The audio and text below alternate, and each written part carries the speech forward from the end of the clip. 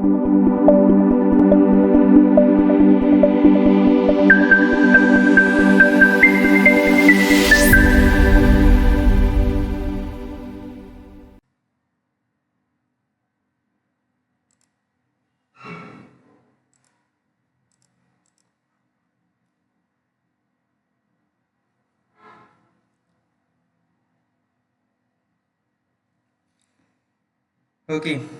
So ഇന്നത്തെ news പേപ്പറിൽ important ആയിട്ട് എന്താണ് നോക്കാമെന്ന് നോക്കാം കേട്ടോ.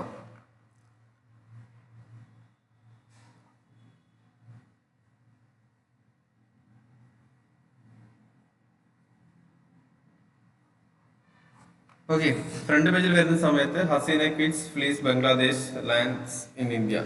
ജസ്റ്റ് പ്രദേശം ഒന്നുമില്ല, ഒരു പൊളിറ്റിക്കൽ ന്യൂസ് ആണ്. ബംഗ്ലാദേശിലെ അൺട്രസ്റ്റ് ആയിട്ടുള്ള ആക്ടിവിറ്റീസ് കൊണ്ട് അവിടുത്തെ പ്രൈം മിനിസ്റ്റർ ഷെയ്ഖ് ഹസീന അവിടുന്ന് ഇന്ത്യയിലേക്ക് അസൈലം നേടിയിട്ടുണ്ട്.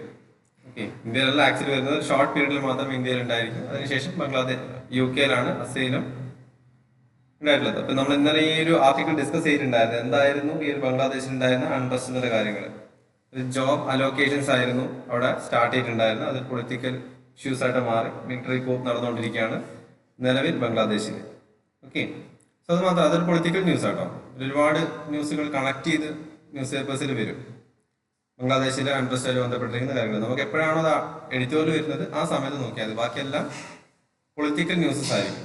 ഓക്കെ, സോ നെക്സ്റ്റ് ആർട്ടിക്കിൾ വരുന്നത് lieutenant governor can nominate 10 aldermen to Delhi corporation rules supreme court.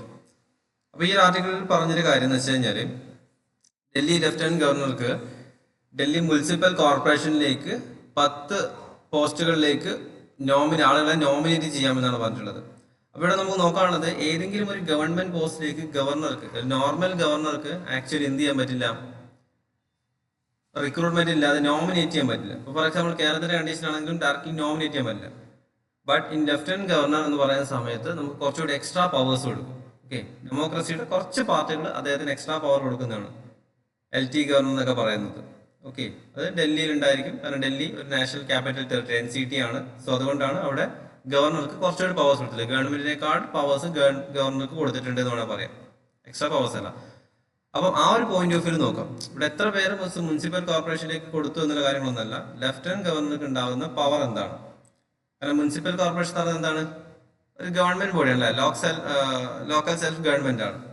So അവിടെ ഈ അലോക്കേഷൻസ്, നോമിനേഷൻസ് ഇദ്ദേഹത്തിന് എങ്ങനെ സാധിച്ചു എന്നുള്ള കാര്യങ്ങൾ, ലഫ്റ്റനന്റ് ഗവർണറുമായിട്ട് ബന്ധപ്പെട്ട കാര്യങ്ങൾ മാത്രം നോക്കാം. ബാക്കി ന്യൂസ് ഒക്കെ നിങ്ങൾ അതേപോലെ ഒഴിവാക്കിയേക്കാം. സ്റ്റേറ്റ്സ് എന്ന് പറഞ്ഞിരിക്കുന്ന ഈ ഒരു പേജസ് നമുക്ക് ഇവിടെ ആവശ്യമായിട്ടില്ല. ജസ്റ്റ് ഇമ്പോർട്ടൻ്റ് ആയിട്ടുള്ള കുറച്ച് കാര്യങ്ങളൊക്കെ ഉണ്ടെങ്കിലും സ്റ്റേറ്റ്സ് നമുക്ക് നോക്കണ്ട. എല്ലാവർക്കും ഒരു ഓൾ ഇന്ത്യയിൽ നടക്കുന്ന എക്സാമിനേഷൻ ആണല്ലോ. കാര്യങ്ങൾ ഉണ്ടെങ്കിൽ പോലും നമുക്കത് അത്ര ഇമ്പോർട്ടൻ്റ് അല്ല, നോക്കണം നിർബന്ധമില്ല. കാരണം നമുക്ക് കാണുന്ന സ്റ്റേറ്റ്സ് ആയിരിക്കില്ല പുറത്ത് മറ്റ് ഒരു സ്റ്റേറ്റ്സിലോ റീജിയണിലോ ഉള്ള പബ്ലിഷ് ചെയ്യുന്ന Hindu news paper. Okay, so നമുക്ക് ആ സ്റ്റേറ്റ്സ് ഒഴിവാക്കാം. നെക്സ്റ്റ് സ്റ്റേറ്റ്സ് ആർട്ടിക്കിൾ വരുന്നത് ന്യൂസ് പേജിലാണ്. ഫസ്റ്റ് ആർട്ടിക്കിൾ വന്നത് nearly 36,000 peoples got government jobs in Jammu and Kashmir in 5 years. ഇപ്പൊ നമ്മൾ ഇന്നലെ ഒരു ആർട്ടിക്കിൾ ഡിസ്കസ് ചെയ്ത സമയത്ത് ജമ്മു ആൻഡ് കാശ്മീരിന്റെ അകത്തുള്ള അൺഎംപ്ലോയ്മെന്റ് കണ്ടീഷൻസിനെ പറ്റി പറഞ്ഞിട്ടുണ്ടായിരുന്നു. അൺഎംപ്ലോയ്മെന്റ് എങ്ങനെയാണ് അവിടെ നടക്കുന്നത്, അവിടെ ജോബ് അലോക്കേഷൻസ് നടക്കുന്നില്ല. പലപ്പോഴും ഡെപ്യൂട്ടേഷനിലാണ് അല്ലെങ്കിൽ പ്രൊമോഷനിലാണ് ഇത് നൽകുന്നത്, ജമ്മു ആൻഡ് കാശ്മീരിലേക്കുള്ള ജോബ്സ് ഫില്ല് ചെയ്തെന്ന് പറഞ്ഞിട്ടുണ്ടായിരുന്നു. ഇന്നലത്തെ ആർട്ടിക്കിൾ ആയിരുന്നു. സോ ആ ഇന്നലത്തെ ആർട്ടിക്കിൾസിന്റെ ഭാഗമായിട്ട് ഇതിന് കറസ്പോണ്ടിങ് ആയിട്ടുള്ള മിനിസ്റ്ററി നൽകിയിരിക്കുന്ന ഒരു ആൻസർ ആണ് ഇന്ന് വന്നിട്ടുള്ളത്. അത് ഏകദേശം 36,000 പീപ്പിൾസിന് ഞങ്ങൾ ജോബ് നൽകിയിട്ടുണ്ട് എന്ന് NDA ഗവൺമെന്റ് പറഞ്ഞതാണ്. പിന്നെ നമ്മൾ സംസാരിച്ചിട്ടുണ്ടായിരുന്നു ജോബ് ഇല്ല, ഡെപ്യൂട്ടേഷനിലാണ്, അവിടെ PSC ഇല്ല, PSC റൺ ചെയ്യുന്നില്ലാത്ത കാര്യങ്ങളൊക്കെ ഇന്നലെ പറഞ്ഞിട്ടുണ്ടായിരുന്നു. അതിന്റെ ഒരു കണക്റ്റിംഗ് ആയിട്ടുള്ള ഒരു ആർട്ടിക്കിൾ ആണിത്. ഓക്കെ, ജസ്റ്റ് അവിടെ ജോബ് കൊടുത്തു എന്ന് പറയണം. അപ്പൊ അത് ഇമ്പോർട്ടൻ്റ് അല്ല, ബട്ട് അവിടെ ആ ഒരു പൊളിറ്റിക്കൽ ടസ്സിൽ ഇന്ത്യയിൽ നടക്കുന്നുണ്ടായിരുന്നു. നമ്മുടെ പാർലമെന്റിലേക്ക് അതിനൊരു ആൻസർ കൊടുത്തു എന്ന കാര്യങ്ങളാണ്. അപ്പം നമുക്ക് കറണ്ട് അഫയേഴ്സ് ഒരു കണക്റ്റിംഗ് ആണ് കറണ്ട് അഫയേഴ്സ് എപ്പോഴും എന്നൊന്നും സൂചിപ്പിക്കാൻ വേണ്ടിയിട്ടാണ് ഈ ആർട്ടിക്കിൾ എടുത്തിട്ടുള്ളത്. കാരണം പലപ്പോഴും ആയിരിക്കും ഓരോ ദിവസവും ആർട്ടിക്കിൾ പുതിയതായിരിക്കുന്നു. ഒരിക്കലല്ല, ഒരു മാസം 1-2 മാസം സെയിം ആർട്ടിക്കിൾസ് ന്യൂസ് പേപ്പറിൽ പോയിക്കൊണ്ടേയിരിക്കും. അപ്പോൾ അത് കണക്ട് ചെയ്ത് വരാൻ സാധിക്കും. അപ്പോഴാണ് നമുക്ക് അപ്ഡേറ്റ് ചെയ്തുകൊണ്ടിരിക്കുക എന്താണ് പുതിയ അപ്ഡേഷൻ വരുന്നത്. ഇന്നലെ ജോബ് ഇല്ല എന്ന് പറഞ്ഞു, ഇന്ന് ജോബ് കൊടുത്തു എന്ന് പറഞ്ഞു. Okay, so next, revocation of article 370 a watershed movement. Jammu and കാശ്മീരെ ബന്ധപ്പെട്ട ഇഷ്യൂ തന്നെയാണ്. കാരണം ഓൾറെഡി ഇവിടെ ബംഗ്ലാദേശിൽ ഇഷ്യൂ നടക്കുന്നത് കൊണ്ട് തന്നെ ജമ്മു ആൻഡ് കാശ്മീർ ആ ഒരു ടൈമിൽ മുന്നോട്ടേക്ക് ആളി കത്തിക്കുക എന്നുള്ളതാണ് ഇതിന്റെ ഉദ്ദേശം. അപ്പോൾ കോൺഗ്രസ് MP-മാരായിട്ടുള്ള പല ആളുകളും ജമ്മു ആൻഡ് കാശ്മീരിന്റെ റിവോക്കേഷൻ അല്ലെങ്കിൽ ആർട്ടിക്കിൾ 370 റിവോക്ക് ചെയ്തിരിക്കുന്നത് 2019 August 5-ലായിരുന്നു. ഓക്കെ, ദാറ്റ് മീൻസ് ഇന്നലെ ആയിരുന്നു അതിന്റെ ആനിവേഴ്സറി. ഏകദേശം 5th ആനിവേഴ്സറി ആയിരുന്നു. ആർട്ടിക്കിൾ 370 റിവോക്ക് ചെയ്തതിന്റെ 5th ആനിവേഴ്സറി ആയിരുന്നു. അപ്പൊ ഈ ഒരു ആർട്ടിക്കിൾസിൽ പറഞ്ഞിട്ടുള്ളത് ആർട്ടിക്കിൾ 370 റിവോക്കേഷൻ ഒരു ഗ്രേറ്റ് ആയിട്ടുള്ള മൂവ്മെന്റ് ആയിരുന്നു എന്നാണ് പ്രധാനമന്ത്രി നരേന്ദ്രമോദി പറഞ്ഞിട്ടുള്ളത്. ഓക്കെ, ബട്ട് ഇതില് കോൺഗ്രസ് പ്രസിഡന്റ് മല്ലികാർജുൻ ഖാർഗെ പറഞ്ഞിട്ടുള്ള കുറച്ച് കാര്യങ്ങളുണ്ട്. ഓക്കെ, ദാറ്റ് മീൻസ് NDA ഗവൺമെന്റിന്റെ അല്ലെങ്കിൽ BJP ഗവൺമെന്റിന്റെ ജമ്മു ആൻഡ് കാശ്മീരിലെ ആളുകളോടുള്ള ഒരു respect, that means neither Kashmiriyat or neither Jamhuriyat. That means ഇവിടെ നമുക്ക് നോക്കാനുള്ളത് കാശ്മീരിൽ ഏതൊക്കെ കാറ്റഗറിയിലുള്ള ആളുകളുണ്ട് എന്നുള്ളതാണ്. കാശ്മീർ പണ്ഡിറ്റ്സുകൾ നമ്മൾ കേട്ടിട്ടുണ്ടാവും അല്ലെ, ഹിന്ദുത്വ ഫോക്കസ് ചെയ്തിട്ടുള്ള കാശ്മീർ പണ്ഡിറ്റ്സും അതുപോലെ തന്നെ കാശ്മീരിൽ മുസ്ലിം കമ്മ്യൂണിറ്റീസ് ഉണ്ട്. അപ്പൊ ഇവിടെ കോൺഗ്രസ് MP പറഞ്ഞിട്ടുള്ള കാര്യം, ആർട്ടിക്കിൾ 370 പറഞ്ഞ സമയത്ത് കുറച്ച് കാര്യങ്ങൾ പറഞ്ഞുകൊണ്ടിരിക്കുകയായിരുന്നു. അപ്പം പാർലമെന്റിൽ ഡിസ്കഷൻ വന്ന സമയത്ത് കോൺഗ്രസ് എം പി മല്ലികാർജുൻ പറഞ്ഞ കാര്യം എന്ന് വെച്ച് കഴിഞ്ഞാൽ ജമ്മു ആൻഡ് കാശ്മീരിലേക്കുള്ള ഗവൺമെന്റിന്റെ പോളിസീസ് അത് ഒരു കമ്മ്യൂണിറ്റിനെയും അവർ ഫോക്കസ് ചെയ്യുന്നില്ല. നെയ്തർ അവർ കാശ്മീരത്തിനെ ഫോക്കസ് ചെയ്യുന്നില്ല അല്ലെങ്കിൽ ജമ്മൂരിയത്തിനെ ഫോക്കസ് ചെയ്യുന്നില്ല. മീൻസ് മുസ്ലിം കമ്മ്യൂണിറ്റിനെ ഫോക്കസ് ചെയ്യുന്നില്ല, ഹിന്ദു കമ്മ്യൂണിറ്റിനെ ഫോക്കസ് ചെയ്യുന്നില്ല. ഗവൺമെന്റ് എന്താണ് തോന്നുന്നത് അതുപോലത്തെ ആക്ടിവിറ്റീസ് ആണ് ജമ്മു ആൻഡ് കാശ്മീരിൽ ചെയ്യുന്നത് എന്നാണ് ഈ ആർട്ടിക്കിളിൽ ജസ്റ്റ് എന്ന് പറയുന്നത്. ഓക്കെ, ഇതും പൊളിറ്റിക്കൽ ടൈപ്പ് ആർട്ടിക്കിൾ ആണ്, ജസ്റ്റ് ഒരു പൊളിറ്റിക്കൽ ന്യൂസ് മാത്രമാണ്. അപ്പോൾ ഇവിടെ നമുക്ക് നോക്കേണ്ടത് ഈ കാശ്മീരിയത്ത് ആൻഡ് ജമ്മൂരിയത്ത് എന്ന് പറഞ്ഞിരിക്കുന്നതും നിലവിലുള്ള ജമ്മു ആൻഡ് കാശ്മീരിലെ ഗവൺമെന്റിന്റെ ആക്ഷൻസുകൾ എന്തൊക്കെയാണ്.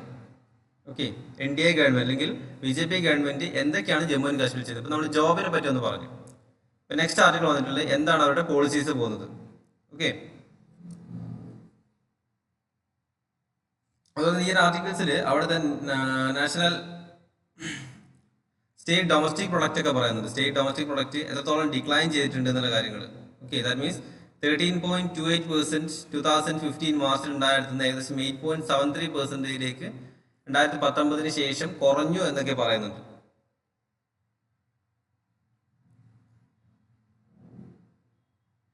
ഓക്കെ, അപ്പൊ മെജോറിറ്റി പറഞ്ഞിട്ടുള്ളത് ആക്ടിവിറ്റീസ്, ഗവൺമെന്റിന്റെ ആക്ടിവിറ്റീസ് കൊണ്ട് അവിടെ പ്രത്യേകിച്ച് അല്ലെങ്കിൽ ആർട്ടിക്കിൾ 370 റിവോക്ക് ചെയ്തുകൊണ്ട് പ്രത്യേകിച്ച് ഒന്നും നടന്നിട്ടില്ല, എല്ലാം ഡിക്ലൈനിങ് ആയിരുന്നു എന്ന് മാത്രമേ പറഞ്ഞിട്ടുള്ളൂ. ഓക്കെ, ആർട്ടിക്കിൾ മനസ്സിലായോ? ആ ഒരു പോയിന്റ് ഓഫ് വ്യൂ വായിച്ചാൽ മതി.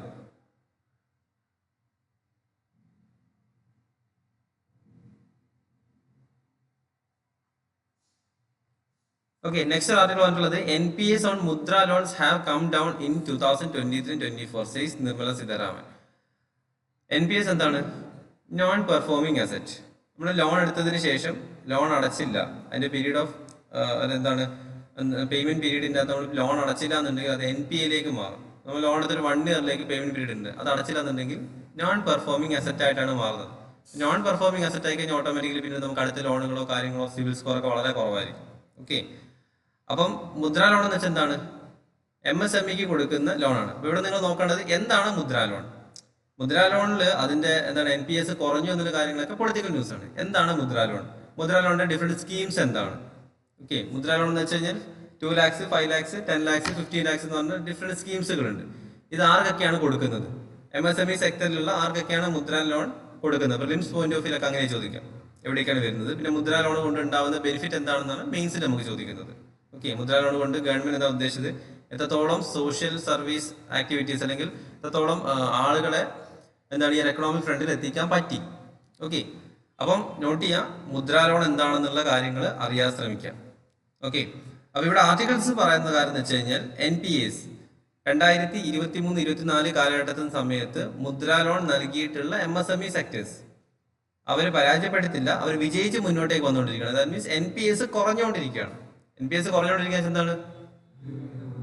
അവര് ഏകദേശം അവർ ഗ്രോത്തിലേക്ക് എത്തിക്കൊണ്ടിരിക്കുകയാണ്. NPS കുറയുന്നു എന്നാണ് നിർമ്മല സീതാരാമൻ പറഞ്ഞത്. അപ്പൊ മുദ്രാ ലോണിനെ പറ്റി കുറ്റം പറയുന്ന സമയത്തുള്ള ഒരു അഡ്രസ്സിംഗ് ആയിട്ടാണ്, ആ ഒരു ചോദ്യത്തിന് അഡ്രസ് ചെയ്തതാണ് Nirmala Sitharaman. Okay, next article working toward solution on farmers issues.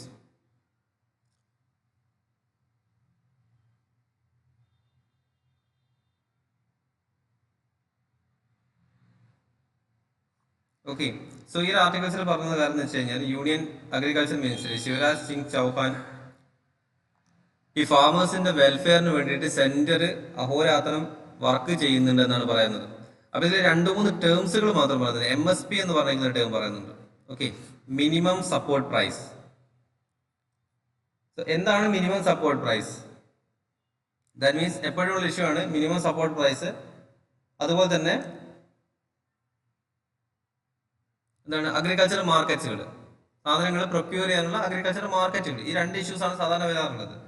അപ്പൊ ഇവിടെ യൂണിയൻ മിനിസ്റ്റർ ശിവരാജ് ചൗഹാൻ പറഞ്ഞിരിക്കുന്നത്, യൂണിയൻ അഗ്രികൾച്ചർ മിനിസ്റ്ററാണ്, അദ്ദേഹം പറഞ്ഞിരിക്കുന്ന കാര്യം എന്ന് വെച്ച് കഴിഞ്ഞാല് ഞങ്ങള് ഈ പറഞ്ഞിരിക്കുന്ന ഫാമേഴ്സിന് ആവശ്യമായിട്ടുള്ള എല്ലാ ആക്ടിവിറ്റീസിലും എല്ലാ കാര്യങ്ങളും സെൻട്രൽ ഗവൺമെന്റിന്റെ ഭാഗത്ത് നിന്ന് ചെയ്യാൻ ശ്രമിക്കുന്നുണ്ട് എന്ന് പറഞ്ഞിട്ടുണ്ട്. ഓക്കെ, ദാറ്റ് മീൻസ് അതുപോലെ തന്നെ സ്വാമിനാഥൻ കമ്മീഷൻ ഫോർമുല, ആ ഒരു പോയിന്റ് കൂടി നോർത്തിരിക്കട്ടോ. Swaminathan commission formula that means MSP minimum support price fix ചെയ്തതിന് വേണ്ടിയിട്ടുണ്ടായിരിക്കുന്ന ഒരു കമ്മീഷൻ ആയിരുന്നു സ്വാമിനാഥൻ കമ്മീഷൻ ഫോർമുല എന്ന് പറയുന്ന ഒരു ഫോർമുല ഉപയോഗിച്ചിട്ടുണ്ടായിരുന്നു. ഓക്കെ, അത് എഫക്റ്റീവായിട്ട് യൂട്ടിലൈസ് ചെയ്യുന്നില്ല എന്നാണ് മറ്റ് ക്രിട്ടിക്സ്, അതായത് ഓപ്പോസിറ്റുള്ള കോൺഗ്രസ് പാർട്ടി ക്രിട്ടിക്സ് പറഞ്ഞുകൊണ്ടിരിക്കുന്നത്. അപ്പോൾ ചൗഹാൻ പറഞ്ഞിരിക്കുന്ന കാര്യം എന്ന് വെച്ച് കഴിഞ്ഞാല് ഒരു യൂണിയൻ സ്റ്റേറ്റ് കോർപ്പറേഷൻ ആവശ്യമായിട്ടുണ്ട്. ബിക്കോസ് ഫാമേഴ്സിന്റെ വെൽഫെയറിന് ആരൊക്കെ കോർപ്പറേഷൻ വേണം? യൂണിയനും സ്റ്റേറ്റും തമ്മിലുള്ള കോർപ്പറേഷൻ നിർബന്ധമാണ്. അതില്ലാതെ ഞങ്ങൾക്കൊന്നും ചെയ്യാൻ പറ്റില്ല എന്നാണ് പറഞ്ഞിട്ടുള്ളത്. അവിടെ നമുക്ക് ആർട്ടിക്കിൾ നോക്കാനുള്ളത് എന്താണ് MSP, നിലവിലുള്ള ഡിസ്ട്രസ് എന്താണ്, ഫാമേഴ്സിന്റെ ഇടയിൽ നടക്കുന്ന ഇഷ്യൂസുകൾ എന്തൊക്കെയാണ്. ഓക്കെ, ആ 2 കാര്യങ്ങൾ മാത്രം ഒന്ന് ഓർത്തിരുന്നാൽ മതി. ശിവരാജ് സിംഗ് ചൗഹാനോ അങ്ങനത്തെ കാര്യങ്ങളൊന്നും നോട്ട് ചെയ്യേണ്ട. ആളുകളുടെ പേരും ഇതൊന്നും നമുക്ക് ആവശ്യമായിട്ടില്ല. Okay, next article BJP unable to protect cows from disease, Trinamool Congress. അപ്പൊ തൃണമൂൽ ലീഡർ പറഞ്ഞിരിക്കുന്ന കാര്യം എന്ന് വെച്ച് കഴിഞ്ഞാല് നമ്മളിപ്പം കൗസിന്റെ ലംബി കൗ ഡിസീസ് ഉണ്ട്. ഇവിടെ നമുക്ക് ഡിസീസ് ആണ് നോക്കാനുള്ളത്. എന്താണ് ലംബി കൗ ഡിസീസ്? അപ്പൊ ഈ ലംബി കൗ ഡിസീസ് കുറക്കുന്നതിന് വേണ്ടിയിട്ട് BJP ഒരുപാട് ഫണ്ട് അലോക്കേറ്റ് ചെയ്തിട്ടുണ്ട്. അപ്പം ഓപ്പോസിഷൻ പാർട്ടി ലീഡേഴ്സ് അല്ലെ, തൃണമൂൽ ലീഡർ ആയിട്ടുള്ള ആളുകൾ പറഞ്ഞ കാര്യം എന്ന് വെച്ച് കഴിഞ്ഞാല് ഈ minister of phishing and animal husbandry and dairy, ആ ഒരു മിനിസ്റ്ററി ഒരുപാട് ഫണ്ട് അലോക്കേറ്റ് ചെയ്തിട്ടുണ്ട്. എന്തിന്? ഈ ലം ഡിസീസ് കുറക്കാൻ വേണ്ടിയിട്ട്. ഓക്കെ, ലം ഡിസീസ് മീൻസ് കുളമ്പ് രോഗം എന്നാണ് ബേസിക്കലി പറയുന്നത്. അത് കുറക്കുന്നതിന് വേണ്ടിയിട്ട് ആവശ്യമായിട്ടുള്ള ഫണ്ട് അലോക്കേറ്റ് ചെയ്തിട്ടുണ്ട്. ബട്ട് ആ ഒരു കാര്യം വേസ്റ്റ് ഓഫ് ടൈം ആണ്, അല്ലെങ്കിൽ വേസ്റ്റ് ഓഫ് മണി ആണെന്നാണ് ഓപ്പോസിഷൻ പറഞ്ഞിട്ടുള്ളത്. ഇവിടെ നമുക്ക് ആ ഒരു പൊളിറ്റിക്കൽ ടെസ്റ്റിൽ ആവശ്യമായിട്ടില്ല. ഇവിടെ എന്താണ് ലം കൗ ഡിസീസ് എന്താണെന്നുള്ള കാര്യങ്ങൾ മാത്രം ജസ്റ്റ് ഓർത്തിരുന്നാൽ മതി. എന്താണ് ലം കൗ ഡിസീസ്? അപ്പോൾ പ്രിലിംസ് നോട്ടിലേക്ക് നിങ്ങൾ എഴുതുക ലംബി കൗ ഡിസീസ് എന്താണെന്നുള്ള കാര്യങ്ങൾ മാത്രം അറിഞ്ഞിരിക്കുക. എത്ര അലോക്കേഷൻ ചെയ്തു എന്നുള്ള കാര്യങ്ങളൊന്നും വേണ്ട, കാരണം അലോക്കേഷൻ ചേഞ്ച് ചെയ്തുകൊണ്ടിരിക്കും. നമ്മൾ ഇന്ന് പഠിച്ചായിരിക്കും അടുത്ത പ്രാവശ്യം എക്സാമിന് ചെയ്യുന്ന സമയത്ത് ഉണ്ടാവും. നമുക്ക് വേണ്ടത് ലംബി കൗ ഡിസീസ് മാത്രമാണ്. Okay, then States are due to spend more on healthcare infrastructure.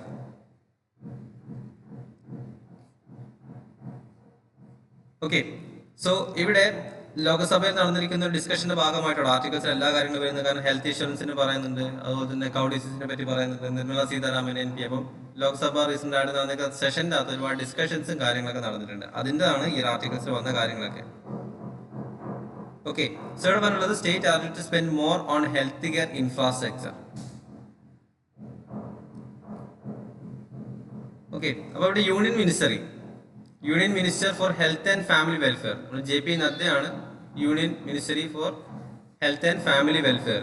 So അദ്ദേഹം പറഞ്ഞിരിക്കുന്നത് ബഡ്ജറ്ററി അലോക്കേഷൻ ഇപ്പൊ ഈ ഹെൽത്ത് സെക്ടറിലേക്ക് ഏകദേശം 33,000 അറൌണ്ട് ക്രോർസ് 2013-14 നിന്ന് ഏകദേശം 90,000 ക്രോർസ് 2024-25 ഞങ്ങൾ അലോക്കേറ്റ് ചെയ്തിട്ടുണ്ട്. ഏകദേശം 164% ഒരു എന്താണ് ഹൈക്ക് വന്നിട്ടുണ്ട് ഹെൽത്ത് ഇൻഷുറൻസ് സെക്ടറിലേക്കുള്ള ഗവൺമെന്റിന്റെ അലോക്കേഷൻ. ഇത് എന്തുകൊണ്ടാണ് ഡിസ്കഷൻ എന്ന് വെച്ചാൽ ബഡ്ജറ്റ് ഡിസ്കഷൻസ് ആണ് ആക്ച്വലി നടന്നിട്ടുള്ളത്. കാരണം ബഡ്ജറ്റ് പ്രസന്റ് ചെയ്തതിനു ശേഷമുള്ള ബഡ്ജറ്റ് ഡിസ്കഷൻ ആണ് ലോകസഭയിൽ നടന്നിട്ടുള്ളത്. അതുമായി ബന്ധപ്പെട്ടിട്ടുള്ള അലോക്കേഷൻസ് ഇനി ഓരോ ബൈപ്പാട്ട് ചെയ്ത് എന്താണ് ലോക്സഭയിൽ ഡിസ്കഷൻസ് നടന്നുകൊണ്ടേയിരിക്കും. എങ്ങനെയാണ് ഈ കാര്യങ്ങൾ നടന്നിട്ടുള്ളത്, എന്തിനാണ് ഇത്രത്തോളം പൈസ ചെലവാക്കിയെന്ന് തുടങ്ങിയിരിക്കുന്ന കാര്യങ്ങളൊക്കെ. ഓക്കെ, സോ പിന്നീട് ഇവിടെ പറഞ്ഞൊരു സ്കീമുണ്ട്, PM അഭിം എന്ന് പറഞ്ഞിരിക്കുന്ന ഈ സ്കീം ജസ്റ്റ് നോക്കിയിരിക്കുക. Pradhan Mantri Ayushman Bharat health care infrastructure mission. എന്താണ് PM അഭീം എന്ന് പറഞ്ഞിരിക്കുന്ന ഈ ഒരു പോയിന്റ് ജസ്റ്റ് ഒന്ന് ഓർത്തിരിക്കുക. അത് ഒരു സ്കീം. എന്താണ് PM അഭീം? ക്വസ്റ്റ്യൻ UPSC ക്വസ്റ്റ്യൻ എങ്ങനെയായിരിക്കും ചോദിക്കുന്നത്? PM അഭീം എന്ന് പറഞ്ഞാൽ അതുമായി ബന്ധപ്പെട്ടിരിക്കുന്ന 4 സ്റ്റേറ്റ്മെന്റ് ആയിരിക്കും. ഇത് ആരാണ് ഇൻട്രൊഡ്യൂസ് ചെയ്തിട്ടുള്ളത്? ഓക്കെ, അല്ലെങ്കിൽ കൂടുതൽ അലോക്കേഷൻസ് ആർക്കാണ്? സെൻട്രലി സ്പോൺസേർഡ് സ്കീമാണോ അല്ലെങ്കിൽ സെൻട്രൽ സെക്ടർ സ്കീമാണോ അങ്ങനെയൊക്കെ ചോദിക്കും. അപ്പൊ എന്താണ് സെൻട്രലി സ്പോൺസേർഡ് സ്കീം, എന്താണ് സെൻട്രൽ സെക്ടർ സ്കീം എന്ന് അറിഞ്ഞിരിക്കണം. അറിയോ സെൻട്രൽ സ്പോൺസേർഡ് സ്കീം എന്താണ്, സെക്ടർ സ്കീം എന്താണെന്നുള്ളത്? സെൻട്രൽ സെക്ടർ സ്കീം എന്ന് പറയുന്ന സമയത്ത് ഓട്ടോമാറ്റിക് സെൻട്രൽ ഗവൺമെന്റ് ആയിരിക്കും. ഇപ്പം സ്റ്റേറ്റിലായിരിക്കും അത് ഇംപ്ലിമെന്റ് ചെയ്യുന്നത്, സെൻട്രൽ ഗവൺമെന്റ് ആയിരിക്കും കംപ്ലീറ്റ് പൈസ കൊടുക്കുന്നത്.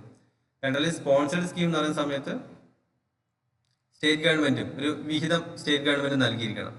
അപ്പൊ അങ്ങനെയുള്ള കുറച്ച് ഏരിയാസ് ആണ് PM അഭീമുമായി ബന്ധപ്പെട്ടിരിക്കുന്ന കുറച്ച് അങ്ങനെ ചെയ്യിക്കും. കാരണം പ്രധാനമന്ത്രി Ayushman Bharat health care infrastructure mission ആണ്.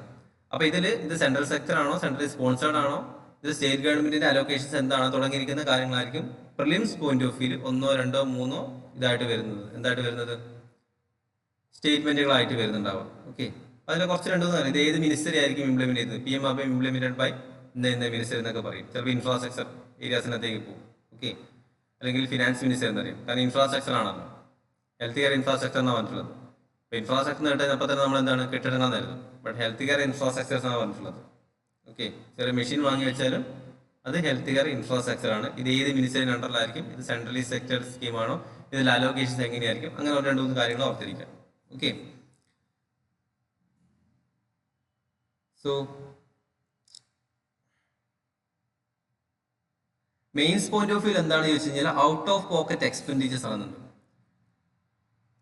നമ്മുടെ ഇന്ത്യയിൽ ഹെൽത്ത് കെയർ സെക്ടറിലേക്ക് വരുന്ന സമയത്ത് ആളുകളുടെ ഔട്ട് ഓഫ് പോക്കറ്റ് എക്സ്പെൻഡിച്ചേഴ്സ് ആണ്. അപ്പൊ എന്താണ് ഔട്ട് ഓഫ് പോക്കറ്റ് എക്സ്പെൻഡിച്ചേഴ്സ് എന്ന് പറയുന്നത്? നമ്മുടെ കയ്യിലുള്ളതിനേക്കാൾ കൂടുതൽ നമുക്ക് ചെലവ് വരിക എന്നുള്ളതാണ്. കയ്യിലാകെ 100 രൂപയുള്ളൂ, പക്ഷെ നമുക്ക് ചെലവ് വന്നിരിക്കുന്നത് 150 രൂപയാണ്. ഓക്കെ, അപ്പൊ സാധാരണ നമ്മളൊരു ഹെൽത്ത് സെക്ടറിലേക്ക് പോയി കഴിഞ്ഞാൽ ഇത് എങ്ങനെയാണ് നമ്മൾ കോമ്പൻസേറ്റ് ചെയ്ത് പോകുന്നത്? ഇൻഷുറൻസ് ഉണ്ടായിരിക്കും അല്ലേ? പലപ്പോഴും ഇൻഷുറൻസ് ആയിരിക്കും നമ്മളെ കവർ ചെയ്യുന്നത്. കാരണം വെച്ച് കഴിഞ്ഞാൽ വലിയ എന്തെങ്കിലും രോഗങ്ങൾ വന്നു കഴിഞ്ഞാൽ പ്രധാനമന്ത്രി ആയുഷ്മാൻ ഭാരത് ഒക്കെ പറയുന്നത് എന്താണ്? നമുക്ക് ഇൻഷുറൻസ് ആണ്, 5 lakh rupees ഇൻഷുറൻസ് കവറേജ് ആണ് അവർ തരുന്നത്. അത് പൈസ ഇല്ലെങ്കിലും out of pocket expenditures health സെക്ടറിലേക്ക് പോകുന്ന സമയത്ത് ആ out of pocket expenditures compromise ചെയ്യാന്നാണ് ഇതുകൊണ്ട് ഉദ്ദേശിക്കുന്നത്. ഓക്കെ, അപ്പൊ ഇവിടെ നോക്കേണ്ടത് out of pocket expenditures in health care sector. എന്താണ് ഹെൽത്ത് കെയർ സെക്ടർ ഉണ്ടായിരിക്കുന്ന ഒരു ഔട്ട് ഓഫ് പോക്കറ്റ് എക്സ്പെൻഡിച്ചേഴ്സ് എന്ന് ബേസിക്കലി പറയുന്നത്? ഓക്കെ, അത് കുറക്കുക എന്നുള്ളതാണ്. ഇപ്പം നിലവിൽ എത്രത്തോളം ശതമാനം കുറഞ്ഞു എന്നുള്ള, അതായത് ദാറ്റ് മീൻസ് 62% നിന്ന് 47.1% നമ്മുടെ ഔട്ട് ഓഫ് പോക്കറ്റ് എക്സ്പെൻഡിച്ചേഴ്സ്, സാധാരണ ആളുകളുടെ ഔട്ട് ഓഫ് പോക്കറ്റ് എക്സ്പെൻഡിച്ചേഴ്സ് കുറഞ്ഞിട്ടുണ്ടെന്നാണ് പറയുന്നത്. ഓക്കെ, അപ്പം അതുമായിട്ടൊന്ന് റിലേറ്റ് ചെയ്യാം. എന്താണ് ഔട്ട് ഓഫ് പോക്കറ്റ് എക്സ്പെൻഡിച്ചേഴ്സ്? അതായത് ജസ്റ്റ് നിങ്ങൾ ന്യൂസ് എക്സാക്ട്ലി പറയുന്നത് ന്യൂസ് നിങ്ങൾ ഒരുപാട് വായിക്കണം നിർബന്ധമില്ല. ന്യൂസിൽ കൂടുതലും പൊളിറ്റിക്കൽ ന്യൂസുകളും പൊളിറ്റിക്കൽ കാര്യങ്ങളും അതുപോലെ തന്നെ കുറച്ച് കണക്കുകളും കാര്യങ്ങളൊക്കെ ആയിരിക്കും. 1.4%, ഈ 4% ആ കാര്യങ്ങൾ നമുക്ക് ആവശ്യമില്ല. നമുക്ക് എന്താണോ സ്കീം എന്നുള്ളത്. അപ്പം നിങ്ങൾ ഏറ്റവും ചെയ്യേണ്ടത് ഇതിൽ നോക്കിയതിന് ശേഷം നെറ്റിൽ സെർച്ച് ചെയ്തിട്ട് ആ ഡീറ്റെയിൽസ് കിട്ടുക. പല അക്കാദമീസിൻ്റെ ആണെങ്കിലും കാര്യങ്ങളൊക്കെ നിങ്ങൾക്ക് ഡീറ്റെയിൽസ് കിട്ടും. എന്താണ് സ്പെസിഫിക് ആയിട്ട് സ്പെസിഫിക് ആയിട്ട് civil service point of view നമുക്ക് കിട്ടും. ആർട്ടിക്കിൾസ് അതുപോലെ തന്നെ എഴുതി വെക്കുക. ഇതിൽ ഒരുപാട് കാര്യം, ഇപ്പം 4200 കോടി ബഡ്ജറ്റ് അലോക്കേഷൻസ് അത് നടന്നുള്ള കാര്യങ്ങളൊക്കെ പറയുന്നത് അതൊന്നും നമുക്ക് ആവശ്യമായിട്ടില്ല. ഓക്കെ, നെക്സ്റ്റ് നോക്കുകയാണെന്നുണ്ടെങ്കിൽ വീണ്ടും അടുത്തൊരു ഏരിയ ആണ് extra personnel have been deployed along the border says border security force. Internal സെക്യൂരിറ്റിയായി ബന്ധപ്പെട്ടിരിക്കുന്ന ആർട്ടിക്കിളാണ്. ബംഗ്ലാദേശിൽ നടക്കുന്ന ഈ ഒരു അൺട്രസ്റ്റ് കൊണ്ട് ഒരുപാട് ഇഷ്യൂസുകൾ നടക്കുന്നുണ്ട്. So in prelims point of view ഞാൻ അന്ന് പറഞ്ഞതുപോലെ തന്നെ ഇവിടെ നമുക്ക് ബംഗ്ലാദേശും ഇന്ത്യയും തമ്മിലെ ബോർഡർ സ്റ്റേറ്റ്സുകൾ എന്തൊക്കെയാണ്, ബംഗ്ലാദേശ് ഇന്ത്യയിലേക്കുള്ള ഫ്രൈറ്റ് കോറിഡോർ സിസ്റ്റം എങ്ങനെയാണ് നടക്കുന്നത്, എങ്ങനെയാണ് ഇവിടെ അങ്ങോട്ടേക്കും ആളുകൾ ട്രാവൽ ചെയ്യുന്നത്, ഏത് വഴിയാണ് ട്രാവൽ ചെയ്യുന്നത്, ആ കാര്യങ്ങളാട്ടോ ഫോക്കസ് ചെയ്യേണ്ടത്. ഇവിടെ ബോർഡർ എന്ന് പറഞ്ഞിരിക്കുന്ന സാധനമാണ് നമ്മുടെ എന്തിൽ വന്നിരിക്കുന്നത്, ന്യൂസിൽ വന്നിട്ടുള്ളത്. കാരണം ബംഗ്ലാദേശിൽ വന്നിരിക്കുന്ന ഈ അൺട്രസ്റ്റ് കൊണ്ട് പല തരത്തിലുള്ള ആളുകളും ഇന്ത്യയിലേക്ക് കുടിയേറി പാർക്കാൻ സാധ്യതയുണ്ട്. ഓക്കെ, സോ അങ്ങനെ വരുന്ന സമയത്ത് ഇന്ത്യക്ക് എന്താണ് ഒരു ഓവർ ബേർഡനാണ്, ആളുകൾ ഇങ്ങോട്ടേക്ക് താമസം. അതുപോലെ തന്നെ ബംഗ്ലാദേശിൽ നടക്കുന്ന അതേ അൺട്രസ്റ്റ് ഉണ്ട്. ചൈന എപ്പോഴും ബംഗ്ലാദേശിന് അല്ലെങ്കിൽ ബംഗ്ലാദേശിലെ ഈ ആക്ടിവിറ്റീസ് ഒന്ന് പുഷ് ചെയ്ത് കൊടുക്കും. കാരണം വെച്ചാൽ ഓട്ടോമാറ്റിക്കലി ഇന്ത്യയിലേക്ക് വന്നിട്ട് അവർക്ക് ബാക്കിയുള്ള ഇന്ത്യയിലെ അൺട്രസ്റ്റ് കൊണ്ടുവരാൻ വേണ്ടിയിട്ട്. അതുകൊണ്ടാണ് ബംഗ്ലാദേശിലും ജമ്മു ആൻഡ് കാശ്മീരിലും ഒരേ രീതിയിൽ പ്രശ്നങ്ങൾ നടന്നുകൊണ്ടിരിക്കുന്നത്. ഓക്കെ, അപ്പം അതുകൊണ്ട് തന്നെ ബോർഡർ ഏരിയാസ് കുറച്ചുകൂടി സ്ട്രോങ് ആക്കി വെക്കുക എന്നുള്ളത് ഇന്ത്യയുടെ മെയിൻ ഉദ്ദേശമാണ്. ഇവിടെയും എക്സ്ട്രാ ബോർഡർ സെക്യൂരിറ്റി ഫോഴ്സിനെ ഡിപ്ലോയ് ചെയ്യും. അതുപോലെ തന്നെ യൂണിയൻ ഹോം മിനിസ്റ്റർ അമിത്ഷാ പറഞ്ഞിട്ട് കുറച്ചുകൂടി നിങ്ങൾ വിജിലന്റ് ആയിരുന്നുള്ളൂ, ആരെയും ഇങ്ങോട്ടേക്ക് കടത്തിവിടണ്ട, ഇപ്പോഴത്തെ കണ്ടീഷൻസിൽ ആരെയും ഇങ്ങോട്ടേക്ക് കടത്തിവിടണ്ട എന്നുള്ളതാണ്. അത് പൊളിറ്റിക്കൽ സെക്ഷനിലേക്ക് നോക്കുകയാണെങ്കിൽ നമുക്ക് ആ ന്യൂസ് അങ്ങനെ നോക്കാം. ബട്ട് നമ്മുടെ അണ്ടറിലേക്ക് നോക്കുന്ന സമയത്ത് എന്താണ് നോക്കാനുള്ളത്?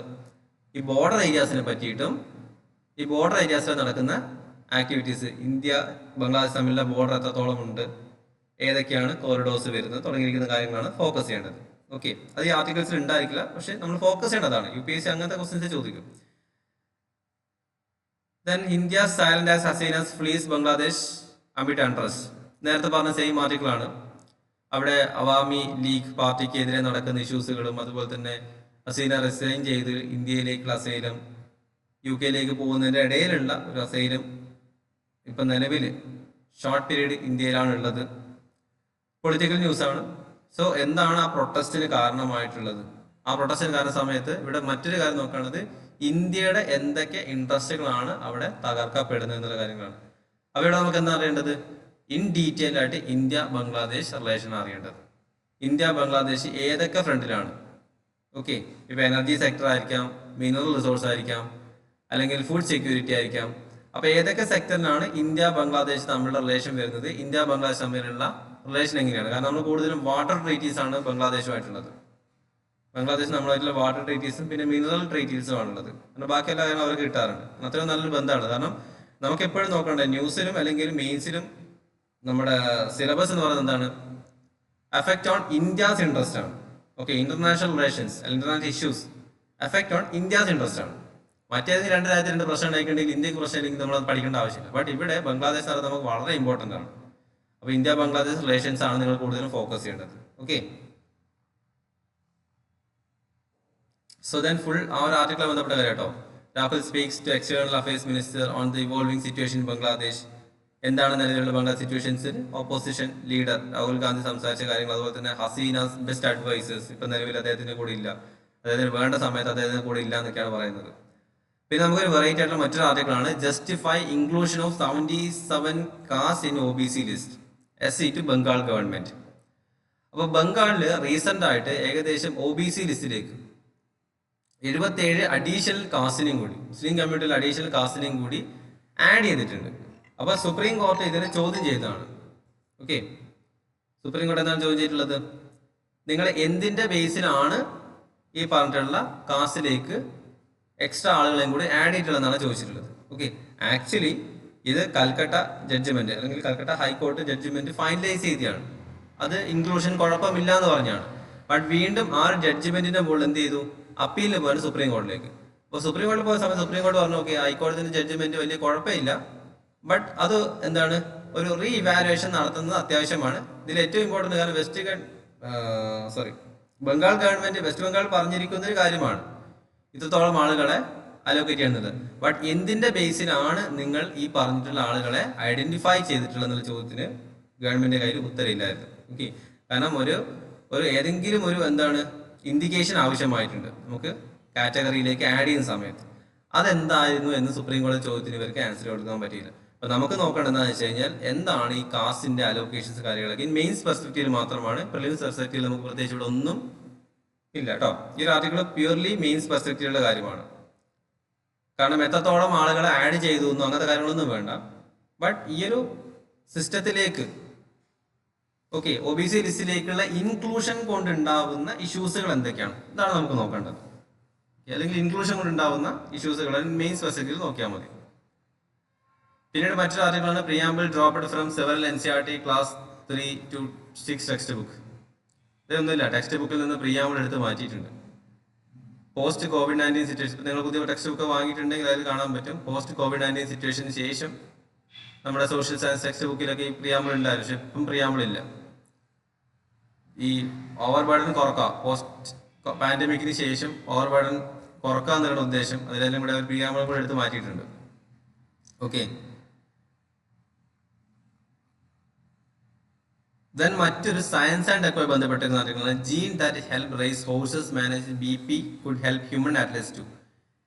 ഇത് സയൻസ് ആൻഡ് ടെക്കുമായി ബന്ധപ്പെട്ടിരിക്കുന്ന ഒരു ഇമ്പോർട്ടന്റ് ആയ ആർട്ടിക്കിൾ ആണ്. ദാറ്റ് മീൻസ് ഇതിൽ പറഞ്ഞിരിക്കുന്ന കാര്യം എന്ന് വെച്ച് കഴിഞ്ഞാല് ഡിഫറെന്റ് ഹോഴ്സസിന്റെ മുകളിൽ ഇപ്പൊ നമ്മള് പാമ്പിൻ വിഷം ഉണ്ടാക്കുന്നത് എങ്ങനെയാണെന്ന് അറിയോ? അതിന് ക്യൂർ ചെയ്യാൻ പറ്റുന്ന ഒരു മെഡിസിൻ ഉണ്ടാക്കുന്നത്, പാമ്പിൻ വിഷത്തിന് ക്യൂർ ചെയ്യാൻ പറ്റുന്നത് പ്രത്യേകിച്ച് ഒന്നുമില്ല, നമ്മുടെ പാമ്പൻ വേഷം കുതിരയുടെ മുകളിൽ കുത്തിവെച്ചു കൊടുക്കും. അപ്പോൾ കുതിരയുടെ മുകളിൽ നിന്ന് ഉണ്ടാക്കുന്ന ഒരു എന്താണ് ഇമ്മ്യൂണൽ കപ്പാസിറ്റി നമ്മളത് എക്സ്ട്രാക്ട് ചെയ്തെടുത്തിട്ട് അതിൽ നിന്ന് വേർതിരിച്ച് പ്ലാസ്മ മാത്രം വേർതിരിച്ചെടുത്തിട്ട് അത് വെച്ചിട്ടാണ് നമ്മൾ ആന്റി വെനംസ് ക്രിയേറ്റ് ചെയ്തുകൊണ്ടിരിക്കുന്നത്.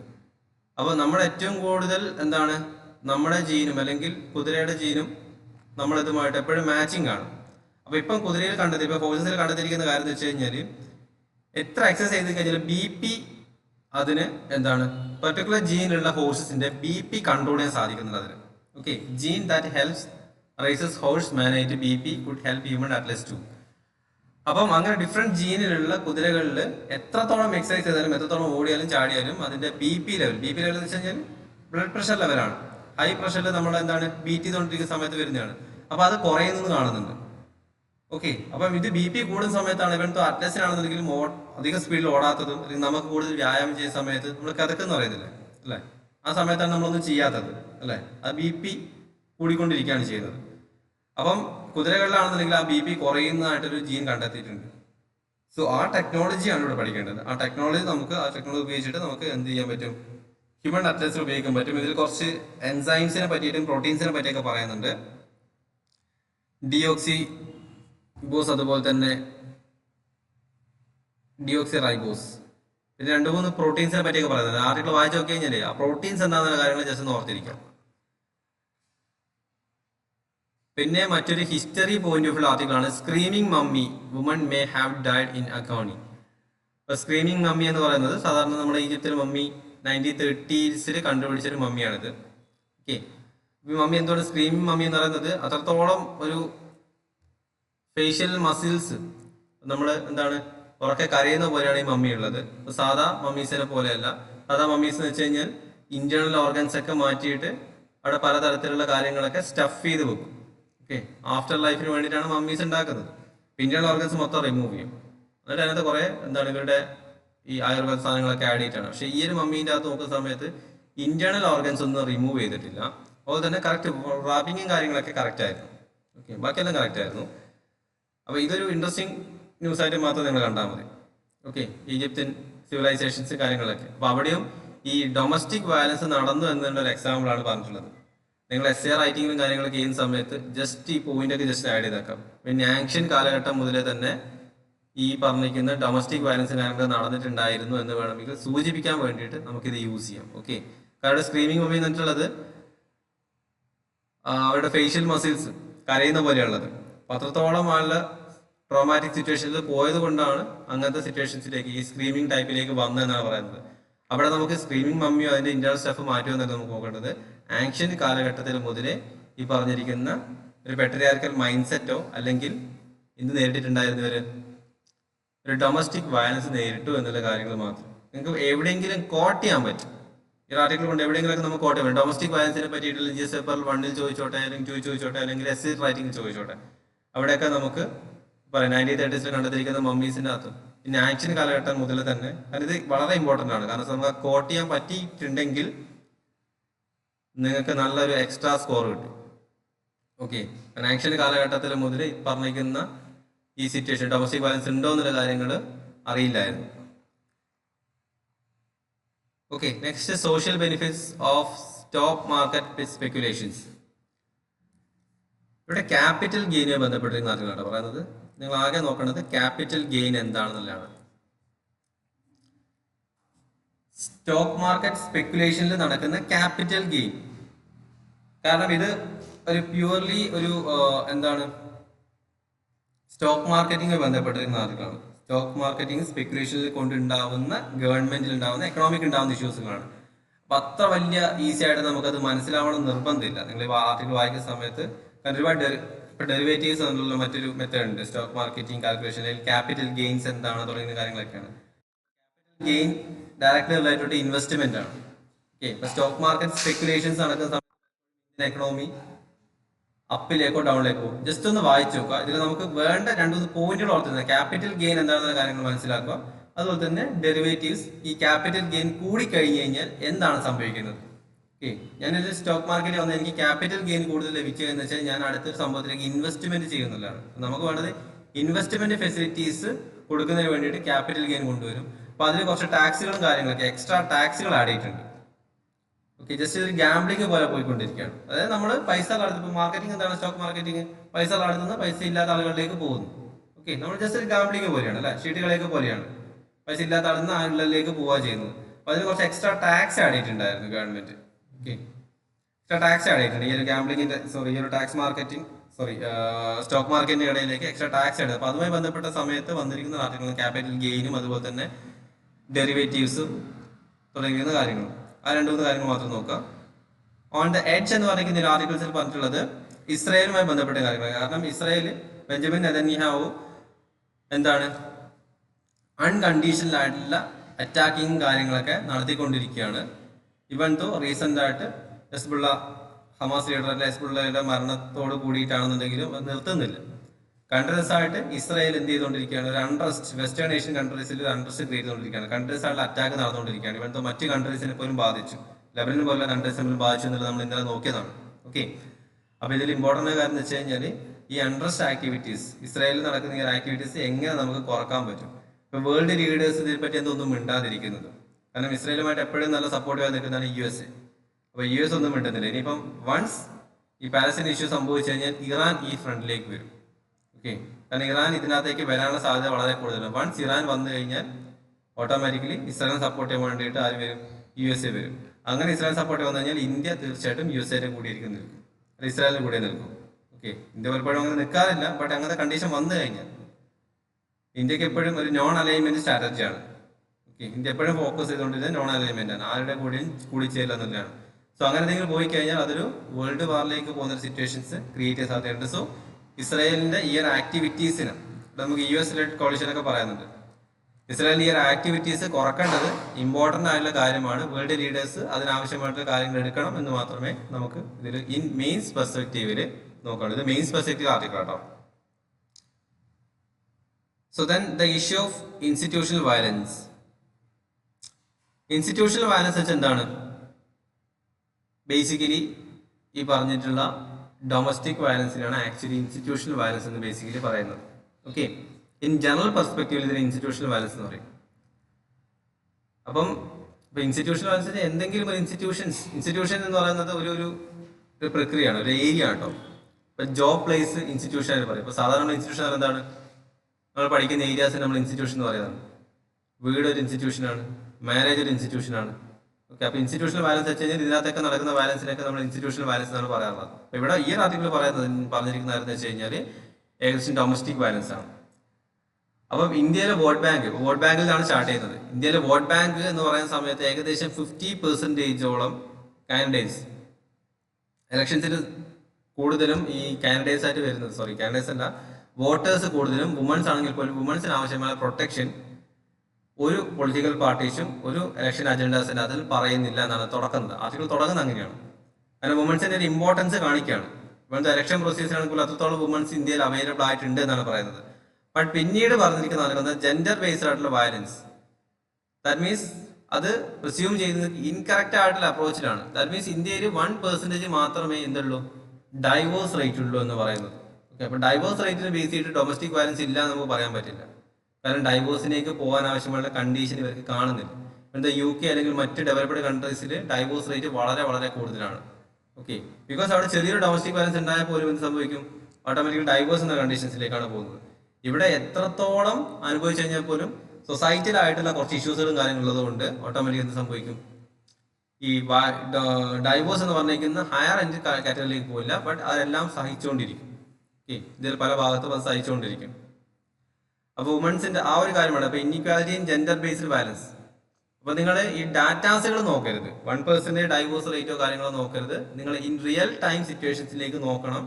കാരണം ഇൻസ്റ്റിറ്റ്യൂഷണൽ വയലൻസ് കൂടിക്കൊണ്ടിരിക്കുകയാണ്. അത് അഡ്രസ് ചെയ്യാൻ ആവശ്യമായിട്ടുള്ള നിങ്ങളിപ്പോൾ വയലൻസ്, ഇപ്പം ഡൈവോഴ്സ് റേറ്റ് കുറവാണല്ലോ, വയലൻസ് ഇല്ലല്ലോ എന്ന് പറയാൻ നിൽക്കരുത് എന്നാണ് ഈ ആർട്ടിക്കിൾസ് പറഞ്ഞത്. കാരണം പ്രോബ്ലംസ് ഇൻ റൂറൽ ഇന്ത്യ എന്ന് പറഞ്ഞിരിക്കുന്നതിൻ്റെ അകത്ത് ഈ ആർട്ടിക്കിൾ ഇങ്ങോട്ടേക്ക് പോകുന്ന സമയത്ത് വ്യക്തമായിട്ട് പറയുന്നുണ്ട്, നമുക്ക് സ്ട്രോങ് ആയിട്ടുള്ള ലോ ഇവിടെ ഉണ്ടെങ്കിലും വീക്ക് ആയിട്ടുള്ള ഇംപ്ലിമെന്റേഷൻസ് ആണ്.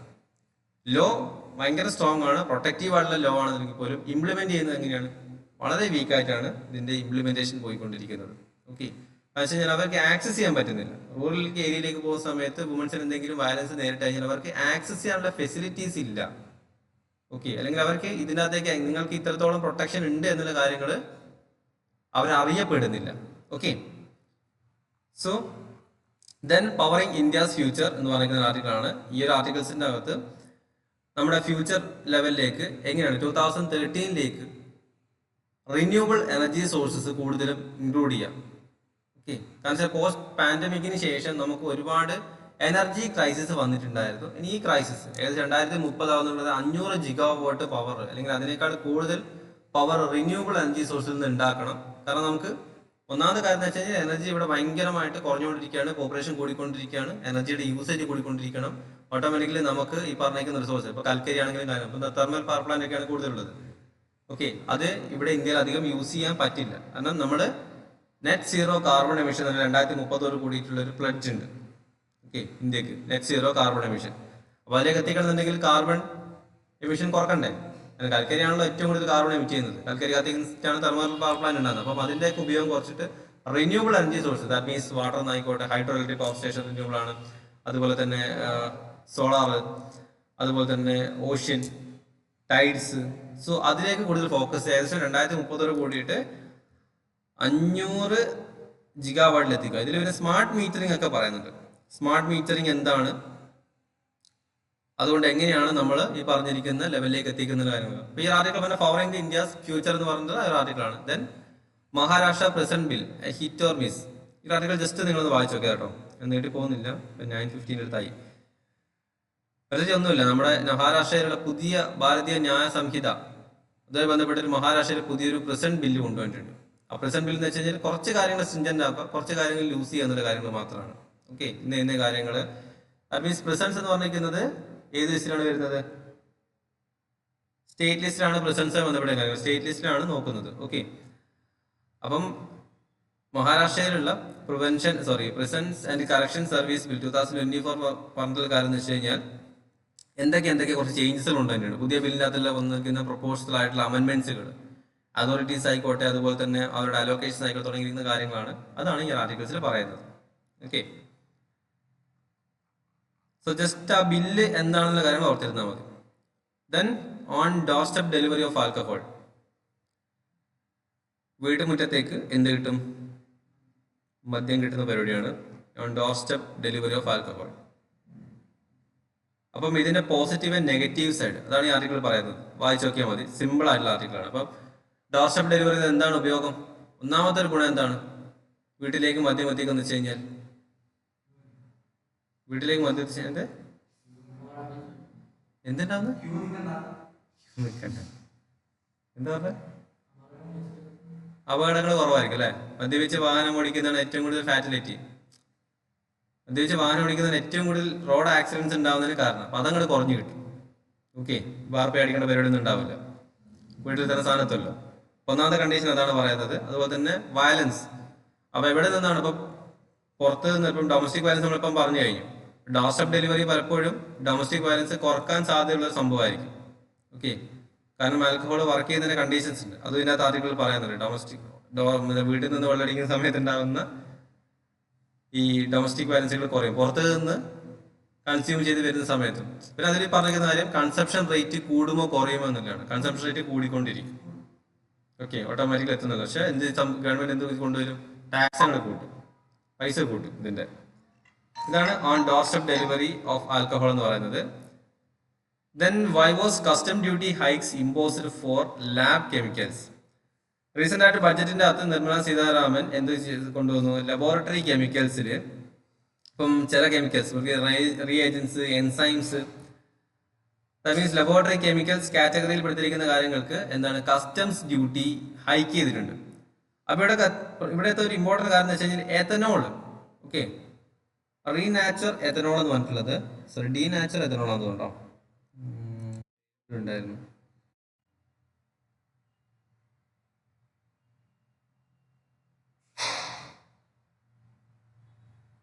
ഓക്കെ, ഒരു ഡീനാച്ചർ എത്തനോൾ എന്ന് പറഞ്ഞ എത്തനോളാണ്. അപ്പൊ എന്തിനാണ് ഈ ഒരു ഹൈക്ക്? സാധാരണ വെച്ച് കഴിഞ്ഞാൽ ഈ ലാബ് കെമിക്കൽസ് എന്ന് വെച്ചാൽ റിസർച്ച് ആക്ടിവിറ്റീസിന് വേണ്ടിയിട്ടുള്ള കെമിക്കൽസ് ആണ്. അപ്പൊ അതിനും കൂടുതൽ ടാക്സ് കൂട്ടിക്കഴിഞ്ഞാൽ ഓട്ടോമാറ്റിക് റിസർച്ച് ആക്ടിവിറ്റിയോട് കുറയും. ബട്ട് ഇതിൽ ഡീനാച്ചർ എത്തനോൾ എന്ന് പറഞ്ഞിട്ടുണ്ടെങ്കിൽ എത്തനോൾ ബേസിക്കലി എന്തിനാണ് ഉപയോഗിക്കുന്നത്? ആൽക്കഹോളിന് ഉപയോഗിക്കാൻ വേണ്ടിയിട്ടാണ്. ആൽക്കഹോൾ ഉണ്ടാക്കാൻ വേണ്ടി എത്തനോൾ യൂസ് ചെയ്യുന്നത്.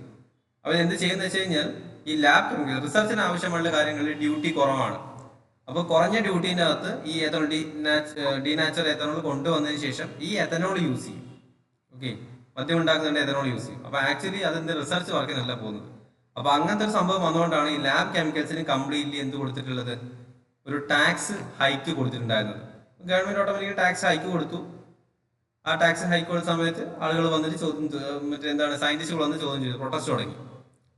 കാരണം ഞങ്ങളെ ഇതിന് വേണ്ടിയിട്ട് ഉപയോഗിക്കുന്നത്. ഓക്കെ, മറ്റുള്ളവർ എങ്ങനെ ഉപയോഗിച്ചെന്ന് അറിയില്ല. ടാക്സ് റേറ്റ് അല്ലെങ്കിൽ ഡ്യൂട്ടി കൂട്ടിയതിനെ പറ്റിയിട്ടാണ്. കാരണം സയന്റിസ്റ്റിന് ആവശ്യമുള്ള റിയേജൻസും കുറെ എൻസൈംസിന് അതിനൊക്കെ റേറ്റ് കൂട്ടുന്നത് വെച്ച് കഴിഞ്ഞാൽ ഓട്ടോമാറ്റിക്കലി എന്ത് സംഭവിക്കും, ഈ റിസർച്ച് ആക്ടിവിറ്റി നടക്കില്ല. ഇന്ത്യയിൽ ഏറ്റവും കുറവായി നടക്കുന്ന റിസർച്ച് ആക്ടിവിറ്റീസ് ആണ്. ഓക്കെ, അപ്പോൾ അതാണ് ഈ ആർട്ടിക്കിൾ പറയുന്നത്. അപ്പോൾ ഡീനാച്ചുറൽ എത്തനോളോ അങ്ങനെ ഇതിൽ പേരുണ്ട്. ഈ ആർട്ടിക്കിളും ജസ്റ്റ് ഒന്ന് വായിച്ചു നോക്കാം. ജസ്റ്റ് ഒരു സിംഗിൾ റീഡ് സ്പീഡിൽ വായിച്ചു. നിങ്ങൾ ഇങ്ങനെ ഇരുന്ന് ഒത്തിരി വായിക്കാതെ ഒറ്റയടിക്ക് വായിച്ചു നോക്കാം. ഏറ്റവും സ്പീഡിൽ വായിച്ചു നോക്കുക. നിങ്ങൾക്ക് എന്ത് നിങ്ങൾക്ക് അതിൽ നിന്ന് കളക്ട് ചെയ്യാൻ പറ്റുന്നു അത് മതി. അതായിരിക്കും ചിലപ്പോൾ UPSCക്ക് വേണ്ടത്. നമ്മൾ കുറച്ച് വായിച്ച് UPSCയുടെ സിലബസും കാര്യം നോക്കുന്ന സമയത്ത് നമുക്ക് പെട്ടെന്ന് വായിച്ചാൽ മനസ്സിലാവും. അത് വേണ്ട, ഇത് വേണ്ട, ഇത് മാത്രം ഇതിൽ വേണ്ടു എന്നുള്ള കാര്യങ്ങൾ നമുക്ക് തന്നെ മനസ്സിലാവും. ആ ലെവലിലേക്ക് ഒരു മാസത്തിനുള്ളിൽ നിങ്ങൾ എത്തിയിരിക്കണം. ഓക്കെ, ഇത്രയും പെട്ടെന്ന് വായിച്ചാൽ അത്ര മാത്രമേ ഉള്ളൂ എന്നുള്ളത്. ദെൻ ഐ തിങ്ക് ലാസ്റ്റ് ആർട്ടിക്കിളാണെന്ന് തോന്നുന്നു.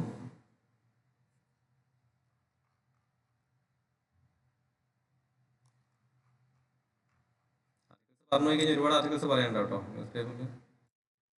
How time has been kept throughout history from sundials to atomic clocks. നമ്മൾ പണ്ടൊക്കെ ക്ലോക്കുകളായിട്ട് സമയം അറിയാൻ വേണ്ടിയിട്ട് സ്റ്റാർസിനെയും അതുപോലെ തന്നെ സുണ്ടിയൽസ് എന്ന് പറഞ്ഞിരിക്കുന്ന ടെക്നോളജിക്കായിരുന്നു യൂസ് ചെയ്തിട്ടുണ്ടായിരുന്നത് സമയം അറിയാൻ വേണ്ടിയിട്ട്. അപ്പം അതിൽ നിന്ന് ഇപ്പം നമ്മൾ ഏറ്റവും ഹൈലി പ്രിസൈസ് ആയിട്ടുള്ള ആക്യുറേറ്റ് ആയിട്ടുള്ള ആറ്റോമിക് ക്ലോക്സ് വരുത്തിയിട്ടുണ്ട്. ഓക്കെ, CCM 135 ഒക്കെയാണ് നമ്മളിപ്പം ഉപയോഗിച്ചുകൊണ്ടിരിക്കുന്നത്. പിന്നെ ക്രിസ്റ്റൽ ക്ലോക്കുകൾ, ക്വാർട്സ് ക്ലോക്കുകൾ ഉപയോഗിച്ചിട്ടുണ്ടായിരുന്നു. ഇപ്പം ഏറ്റവും ഹൈലി ആക്യുറേറ്റ് ആയിട്ടുള്ള ക്ലോക്ക് എന്ന് പറഞ്ഞിട്ടുള്ളത് എന്താണ്, അറ്റോമിക് ക്ലോക്സ് ആണ്. ഇതിൽ ഒരു ഫിഗർ തന്നിട്ടുണ്ട്, ജന്തർ മന്ദിർ. ഓക്കെ, ജന്തർ മന്ദിർ എന്ന് പറഞ്ഞിരിക്കുന്നത് ആട്ടം കൾച്ചർ ബന്ധപ്പെട്ടിരിക്കുകയാണ്. അപ്പൊ ജന്തർ മന്ദിർ ഒന്ന് ജസ്റ്റ് ഒന്ന് നോട്ട് ചെയ്ത് വെച്ചേക്കും. ജന്തർ മന്ദിർ എന്തിനായിരുന്നു? ആക്ച്വലി ഇതൊരു ടൈം നോക്കാൻ വേണ്ടിയിട്ടുള്ള ഒരു ഏരിയ ആയിട്ടാണ് കണ്ടിട്ടുള്ളത് ജന്തർ മന്ദിർ എന്നുള്ളത്. ഓക്കെ, പണ്ട് വരെ ഒരു ടൈപ്പ് ഓഫ് ഗ്രേറ്റ് ഒരു സുണ്ടിലാണ്. കാരണം ടൈം നോക്കാൻ വേണ്ടിയിട്ട് ഉപയോഗിച്ചിരിക്കുന്ന ഒരു ഏരിയ ആയിരുന്നു ജന്തർ മന്ദിർ. അപ്പൊ ജന്തർ മന്ദിറും നമ്മുടെ ആർട്ട് ആൻഡ് കൾച്ചറെ ബന്ധപ്പെട്ട റിലേഷൻ എന്താണ്, അത് എന്തിനാണ് ഉപയോഗിച്ച കാര്യങ്ങൾ അതും നോക്കുക. അതുപോലെ തന്നെ നമ്മുടെ നിലവിലുള്ള ആക്യുറേറ്റ് ഉള്ള ടൈം കാൽക്കുലേഷൻ എങ്ങനെയാണ്. ഇപ്പൊ നമ്മുടെ ഡൽഹിയിലാണ് ഏറ്റവും ഹൈലി ആക്യുറേറ്റ് ഉള്ള ടൈം, അത് അറ്റോമിക് ക്ലോക്ക് വെച്ചിട്ട് ഐസോടോപ്സും അതുപോലെ തന്നെ അതിന്റെ എന്താണ് ആറ്റംസിന്റെ മൂവ്മെന്റ് വെച്ചിട്ടാണ് നമ്മൾ ടൈം ഇപ്പൊ കാൽക്കുലേറ്റ് ചെയ്തുകൊണ്ടിരിക്കുന്നത്. അതാണ് ഇത്രയും പ്രിസൈസ് ആയിട്ടുള്ള ടൈമാണ് കിട്ടുന്നത്. ഏകദേശം എനിക്ക് 100-200 വർഷം കഴിഞ്ഞാൽ മാത്രമാണ് ഒരു മില്ലി സെക്കൻഡ് ചേഞ്ച് ഉണ്ടാവും. കാരണം ഇപ്പോഴത്തെ ആക്യുറസി എന്ന് പറയുന്നത്. അപ്പൊ ഇൻട്രസ്റ്റിംഗ് ആയിട്ടൊന്ന് വായിച്ചു നോക്കാം എന്താന്നുള്ളത്. ദെൻ നമ്മൾ ഇന്നലെ 8 കോർ ഇൻഡസ്ട്രീസിന് പറഞ്ഞിട്ടുണ്ടായിരുന്നു അല്ലേ. 8 കോർ ഇൻഡസ്ട്രീസിന്റെ അതുള്ള ഡൗൺ ഗ്രേഡിങ് അതുമായി ബന്ധപ്പെട്ട article. India steel trade deficit. Steel industry ഒരു 8 കോർ ഇൻഡസ്ട്രിയിൽ പെടുന്നൊരു കാര്യമാണ്.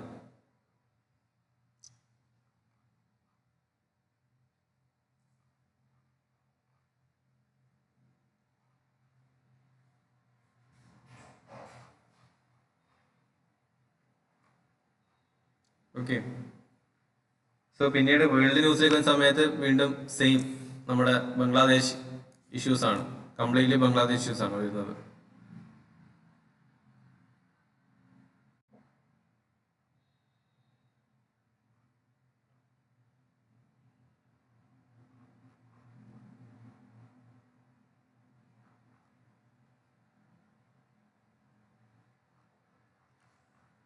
ഓക്കെ, സോ ഇത്രയുമാണ് നമുക്ക് ഇന്നത്തെ ന്യൂസ് പേപ്പറിൽ നിന്ന് ജസ്റ്റ് നോക്കാനുള്ളത്. എന്തൊക്കെയാണ് വായിക്കാനുള്ള കാര്യങ്ങൾ മാത്രമേ പറയൂ.